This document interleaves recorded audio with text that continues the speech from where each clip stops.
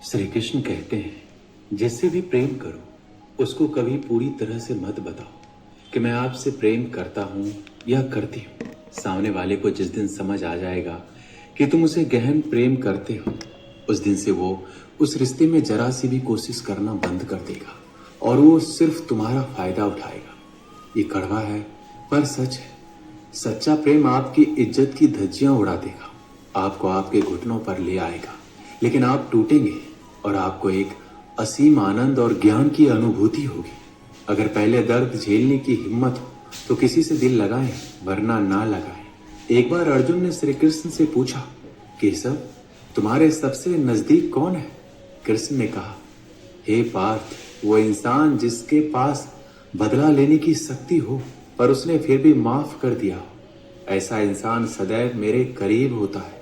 जिस इंसान की सोच और नीयत अच्छी होती है, भगवान उसकी मदद करने किसी न किसी रूप में जरूर आते हैं।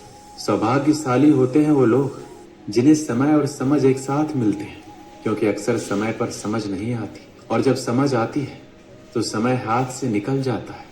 जिंदगी में हर मौके का फायदा उठाओ, पर किसी के भरोसे का नहीं। मौन रहने पर मूर्ख भी विद्वानों की कोठी में आ जाता है।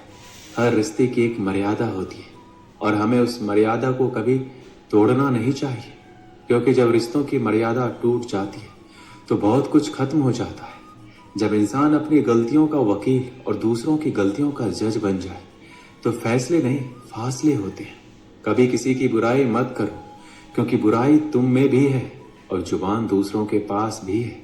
सच्चा स्नेह करने वाला केवल आपको बुरा बोल सकता है, पर कभी आपका बुरा नहीं कर सकता, क्योंकि उसकी नाराजगी में भी आपकी फिक्र और दिल में आपके प्रति सच्चा स्नेह छुपा होता है। ये सत्य है, लोग अकेलेपन से डरते हैं, परंतु ये भी सत्य है कि कई लोग अकेलेपन में ही सुधरते हैं। अगर हर कोई आपसे खुश रहे तो निश्चित है आपने अपने जीवन में बहुत से समझौते किए हैं, और अगर आप खुश हैं तो ये निश्चित है कि आपने लोगों की बहुत सी गलतियों को नजरअंदाज किया है। शरीर तो एक दिन छूट ही जाएगा, इसके साथ ही इससे जुड़े सगे संबंधी, धन संपत्ति आदि भी छूट जाएंगे। इसलिए सब कुछ माया है, साथ तो केवल आपका कर्म और भक्ति ही जाएगी। इसलिए सत्कर्म और भक्ति रूपी धन को एकत्रित कीजिए। मनुष्य कितना भी गोरा क्यों ना हो, परंतु उसकी परछाई सदैव काली ही होती है। मैं श्रेष्ठ हूँ, यह आत्मविश्वास है, लेकिन मैं ही श्रेष्ठ हूँ, ये अहंकार है। इच्छा पूरी नहीं होती तो क्रोध बढ़ता है, और पूरी होती है तो लोभ बढ़ता है। इसलिए जीवन में हर स्थिति में धैर्य बनाए रखना ही श्रेष्ठता है। जीवन में ऊंचा उठने के लिए पंखों की जरूरत केवल पक्षियों को ही पड़ती है।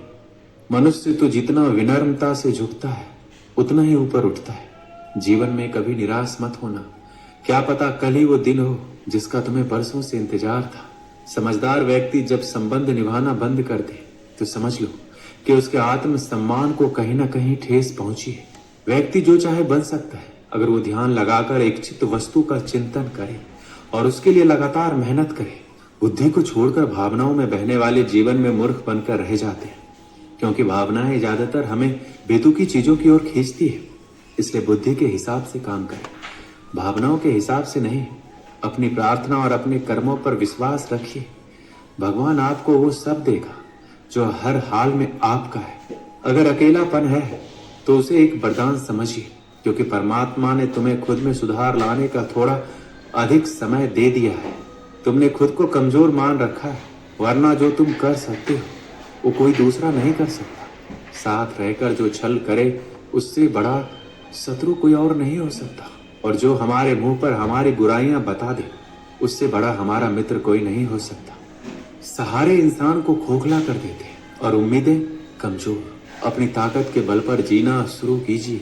आपका खुद से अच्छा साथी और हमदर्द कोई और नहीं हो सकता।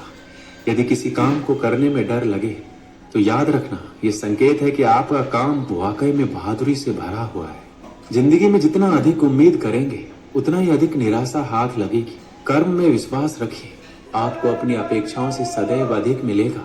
किसी भी बात से हिम्मत ना हारना, क्योंकि ठोकरें इंसान को चलना सिखाती है।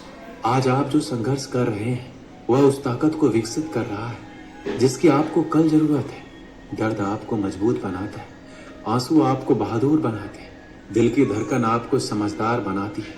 इसलिए बेहतर भविष्य के लिए अतीत को धन्यवाद दें। एक सामान्य व्यक्ति भगवान से यह प्रार्थना करता है कि मुझे समस्याएं मत दो, लेकिन एक महान व्यक्ति भगवान से ये प्रार्थना करता है कि मुझे समस्याओं का सामना करने के लिए शक्ति दो। 5 चीजों को अभी छोड़ दीजिए। सबको खुश करना, दूसरों से उम्मीद रखना, अपने भूतकाल में जिंदगी जीना, अपने आप को किसी से कम आंकना और बहुत ही ज्यादा सोचना।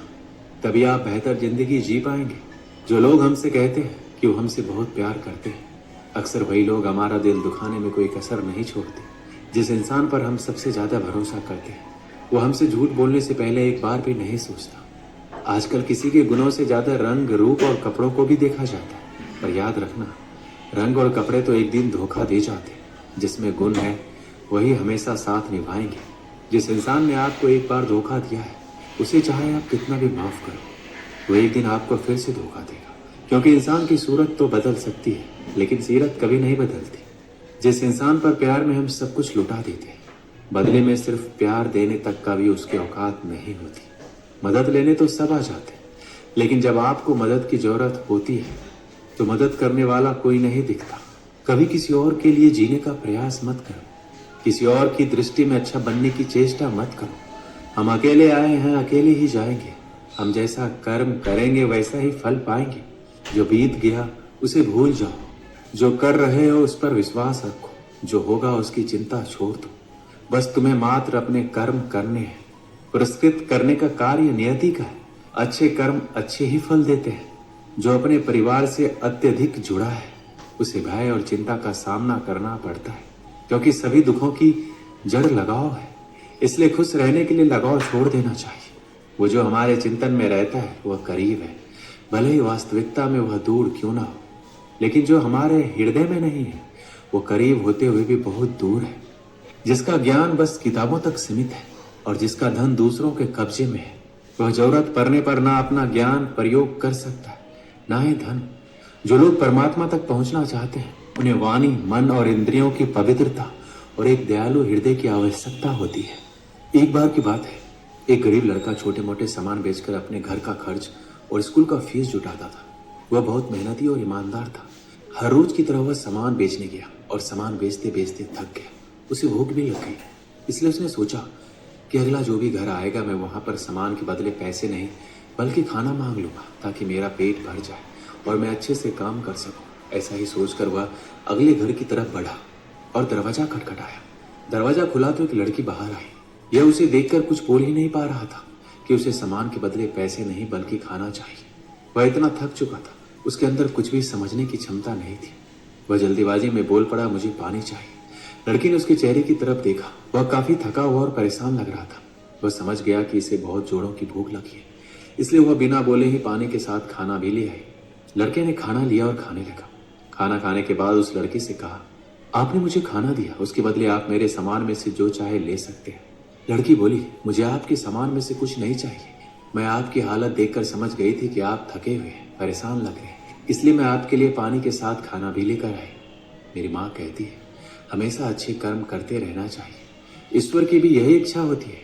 ऐसा कहकर लड़की ने दरवाजा बंद कर लिया। लड़का ने उसे धन्यवाद कहा और अपने घर की ओर चल दिया। समय बीतता गया और धीरे धीरे उस लड़के ने अपना स्कूल पूरा किया। अब वह कमाने में थोड़ा सक्षम हो गया, इसलिए उसने ये निश्चय किया कि वो डॉक्टर बनेगा। उसने एक अच्छे कॉलेज में एडमिशन लिया और काम के साथ साथ कॉलेज की फीस भी भरता गया। अब वह लड़का एक बहुत ही बड़ा डॉक्टर बन चुका था। बरसों बाद एक महिला उसके अस्पताल में भर्ती हुई, जिसकी हालात बहुत नाजुक थी।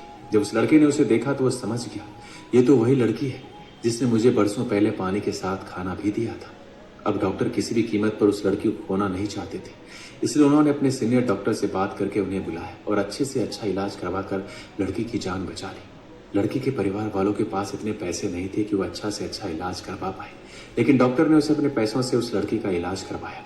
डॉक्टर ने एक लिफाफे में बिल के साथ एक चिट्ठी भी लिखकर डाल दी और उस लड़की तक पहुंचा दी।